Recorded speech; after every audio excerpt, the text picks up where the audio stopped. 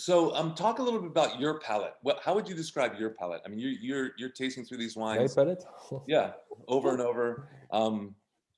How would you describe it? I mean, because I only was lucky enough to taste with George a couple times. I'm sure you tasted with him numerous times, and Mm. the thing that struck me is his incredible palate. Just phenomenal. I mean, to the point that I was thinking he's got to be making some of this up. I mean, he can't remember all this stuff, but you've said before he was just incredible. How would you compare yours then to Joe? I mean, that's an unfair comparison, perhaps, but what would you say? To compare myself to his palette, no, it's like he's I mean, he's 10 stories up. I'm at Michelangelo, the and you're doing with finger paint still. no, I'm just mixing the painting for the master for the for Michelangelo, exactly. No, he, I mean, it's one thing I loved about uh, working with George is that no matter how, I mean, a legend he was, a living legend.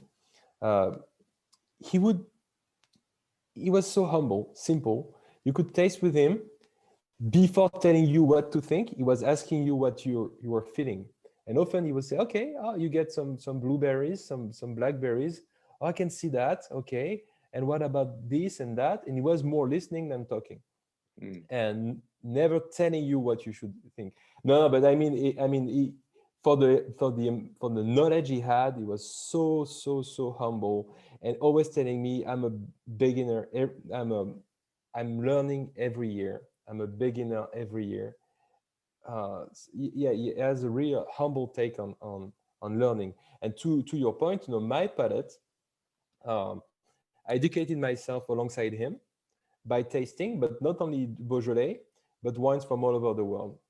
One thing I love about George and Frank, now Frank Duboeuf, is how curious they are about what's being done outside of Beaujolais.